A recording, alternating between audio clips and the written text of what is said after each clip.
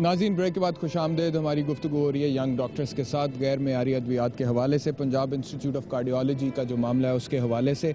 جو ڈسکشن یہاں پہ اب تک ہو چکی ہے, اگر میں اسے سم اپ کروں تو اس کی سمری یہ ہوگی کہ ادویات غیر معیاری ہیں سرکاری ہسپتال میں. اس کی ذمہ داری وزیر اعلیٰ پنجاب پر آتی ہے اور ان لوگوں پر آتی ہے جن کو تعینات کیا جاتا ہے ان اداروں میں سربراہ کے طور پر. ان کی تعیناتیاں جو ہیں وہ میرٹ پر نہیں ہوتی ہیں, اور اس وجہ سے پھر کرپشن بھی ہوتی ہے, کمیشن بھی لیے جاتے ہیں, ٹھیکوں سے بھی کمیشن لیا جاتا ہے. یہ ابھی تک کی گفتگو ہم نے اس پروگرام میں کی ہے.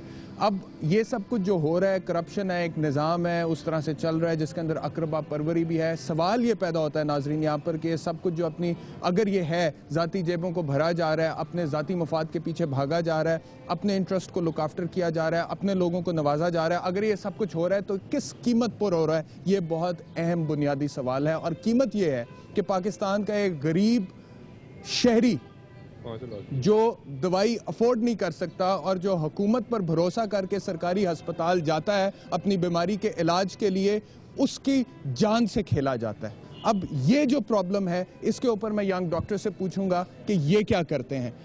ڈاکٹر طلعہ, اب ایک بڑا اہم سوال آپ لوگوں سے. آپ لوگوں کی جب حقوق کی بات آتی ہے, آپ کی تنخواہوں کی بات آتی ہے, آپ کے رائٹس کی بات آتی ہے, آپ کے پرکس کی بات آتی ہے, آپ سڑکوں پر نکل آتے ہیں, آپ پولیس کے ڈنڈے بھی کھاتے ہیں, پولیس کے دھکے بھی کھاتے ہیں, پولیس کی گالیاں بھی سنتے ہیں, ان کو جواب بھی دیتے ہیں. حالانکہ ماشاءاللہ آپ لوگ بیسٹ برینز ہیں پاکستان کے, ٹھیک ہے, جیل میں بھی جاتے ہیں. کنگ ایڈورڈ میں آپ لوگ پڑھ رہے ہیں, جو بہترین سٹوڈنٹس ہیں ہمارے یہاں پہ جن کے سب سے زیادہ نمبر آتے ہیں وہ اس پروفیشن کو جوائن کرتے ہیں, لیکن اس کے باوجود آپ اپنے حقوق کے لیے سڑکوں پر نکل آتے ہیں. لیکن اگر آپ لوگوں کے علم میں یہ ساری باتیں ہیں جو آپ لوگوں نے مجھے بتائی ہیں, تو اس کو روکنے کے لیے, اس کی درستگی کے لیے آپ لوگ کیا کرتے ہیں؟ اور اگر آپ لوگ کچھ نہیں کرتے ہیں تو کیا یہ مجرمانہ خاموشی نہیں ہے؟ یہ موڈ آف انٹرسٹ کی بات ہوتی ہے.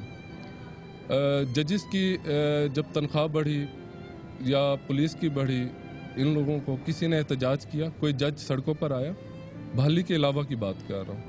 ان کو جتنے پرک اینڈ پرویلیجز دیے جا رہے ہیں انہوں نے کبھی ان چیزوں کے لیے آئے کیوں؟ کیونکہ انہوں نے وہاں سے اپنا مفاد حاصل کرنا تھا, انہیں فیصلے لینے ہوتے ہیں. دوسری بات یہ ہے کہ اب ہم کیوں نہیں کرتے جناب. ہم لوگوں نے اپنے یہ چیزیں direct related to our personal life ہیں, جن میزریز سے ہمارے میڈیکل کے اندر مافیا بیٹھا ہوا ہے, اور وہ مافیا کو ریلیٹ کرتا ہے ود ہماری گورنمنٹ کے ساتھ, کیونکہ انہی کے رشتہ دار. آپ لوگوں کو کس بات کا ڈر ہے؟ اگر آپ اس مافیا کے, اگر مافیا ہے جیسا کہ آپ کہہ رہے ہیں, آپ مافیا کے خلاف آواز اٹھاتے ہیں کیونکہ آپ لوگوں کی نوکریاں چلی جائیں گی, یہ ڈر ہے؟ یہ جناب نہ صرف چلی نہیں جاتی, ہم سزائیں کاٹ کر آئے ہیں, بارڈر پر بھیج دیا جاتا ہے. میرے بارے میں یہ کہا گیا تھا کہ اس کو ہم بارڈر سے آگے انڈیا تو بھیج نہیں سکتے, گنڈا سنگھ بارڈر تک تو بھیج دیا تھا, ٹھیک ہے. کہنے کا مقصد یہ کہ ان کو ہمیں OSD بنا دیا جاتا ہے, سسپینڈ کر دیا جاتا ہے, آگے پڑھنے نہیں دیا جاتا, بہت ساری ہرڈلز کریٹ کر دی جاتی ہیں. ذاتی مفاد کے لیے تو آپ ڈٹ جاتے ہیں, ٹھیک ہے, لیکن جب معصوم لوگ ہسپتالوں میں اپنی جان کی بازی ہار رہے ہوتے ہیں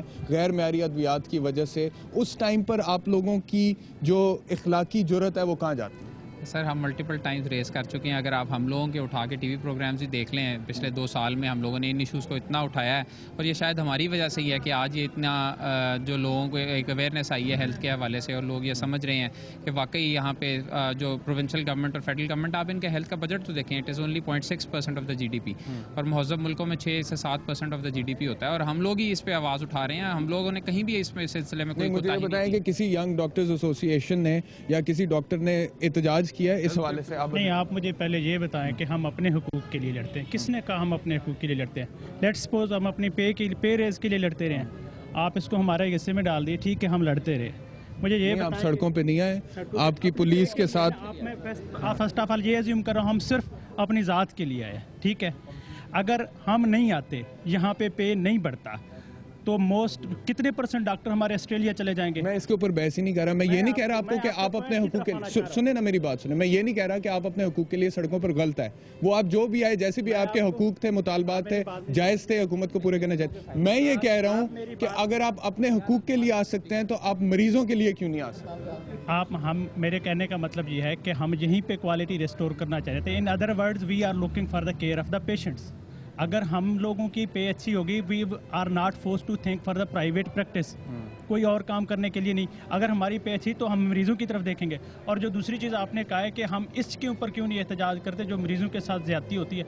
आपको पता है यहाँ पे डॉक्यूमेंटेड टर्मिनेशंस हैं कि जो चीज़ हॉस्पिटल के अंदर अवेलेबल नहीं है, चाहे वो 3rd और 4th ग्रेड की निचले क्वालिटी की मेडिसिन है, तो you are force to prescribe that. You are force to prescribe that. इन्होंने कहा जी कि हमें फोर्स किया जाता है, हमें पुश किया जाता है कि आपने यही दवाई लिखनी है जिसका सरकारी अस्पताल में हमने जो है ठेका लिया है, जो दवाइयाँ लिखे हैं, बाहर से हम नहीं लिख सकते हैं। अगर हम कोई और दवाई लिखेंगे तो हमारी जवाब तलबी हो जाएगी। यहाँ पर एक और सवाल बड़ा अहम उठता है और वो ये है कि अगर यही सूरत हाल है तो फिर जो लोग अस्पतालों में बेचारे मर रहे हैं उनकी रखवाली कौन करेगा, उनकी देखभाल कौन करेगा? अगर हुकूमत ही इसके अंदर इन्वॉल्व है और इस निज़ाम को चलाने वाले जो यंग डॉक्टर्स हैं वो खुद ये कह रहे हैं कि जी हमें कहा जाता है कि यही दवाई लिखो, तो अच्छा मुझे एक बात डॉक्टर तला ये बता दें, आप लोग अब खुद बीमार होते हैं, सरकारी अस्पताल में जो दवाई मिलती है वही खाते हैं? मुझे बहुत अच्छा आपने सवाल किया।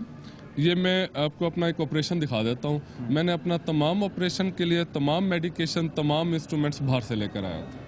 मैंने अस्पताल की एक चीज़ भी इस्तेमाल नहीं। माशाल्लाह, इसीलिए आप सेहतमंद भी हैं, है ना जी। आप अगर खुद बीमार होंगे सरकारी अस्पताल की दवाई लेंगे? नहीं सर, आजकल तो आपको पता है सरकारी अस्पताल की दवाई खा के लोग मर ही रहे हैं। मैं I will never prefer that. नाजरीन आप खुद सुन सकते हैं। डॉक्टर सलमान आप भी जवाब दे दें इस बात। सर डिपेंड करता है कि सरकारी अस्पताल में आप दवाई कहाँ से ले रहे हैं। अगर आप बहुत बड़े आदमी हैं तो फिर आपके लिए दवाई सरकारी अस्पताल की ही परचेज होकर सरकारी अस्पताल की मोहर लाके घर पहुँच जाएगी। नहीं, आप हैं बड़े आदमी, मैं आपकी बात कर रहा हूं। हमें तो वही मिलेगा जो सबको मिल रहा है, वही 2-2 रुपए की गोलियाँ। आप नहीं इस्तेमाल सर हम इस्तेमाल नहीं करेंगे क्योंकि हमें पता है कि इससे हम ठीक नहीं होंगे। नहीं ठीक है जी। आप करेंगे इस्तेमाल? नहीं, मैं वैसे ही बाहर चले आया हूँ। बाहर से लें। अच्छा जी, यहाँ पे जरा कैमरा दिखाएं, कितने लोग यंग डॉक्टर्स यहाँ पे जो मेरे साथ मौजूद हैं अगर बीमार हो जाएंगे तो अपने ही अस्पताल की दवाई इस्तेमाल करेंगे? हाथ खड़ा कर दें।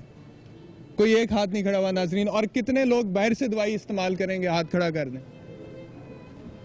देख सकते हैं आप, फैसला आप खुद कर लें। सारे के सारे हाथ खड़े हो गए। नाजरीन ये यंग डॉक्टर्स कह रहे हैं, ये मैं नहीं कह रहा। कुछ दिन पहले मैंने एक प्रोग्राम में कहा था कि मेरे पास इतलात हैं क्योंकि कुछ डॉक्टर्स से मेरी दोस्ती है और मुझे ये पता है कि डॉक्टर्स जब बीमार होते हैं तो सरकारी अस्पताल की दवाई खुद इस्तेमाल नहीं करते। और मुझे लोगों ने कहा यार तुम ऐसी बात कर देते हो, लेकिन आज तो ये डॉक्टर्स की जुबानी आप लोगों ने सुन ली है। एक ब्रेक का टाइम हो गया, ब्रेक से वापस आएंगे और अब एक्सक्लूसिवली हल क्या है इसका, इस पर बात करेंगे।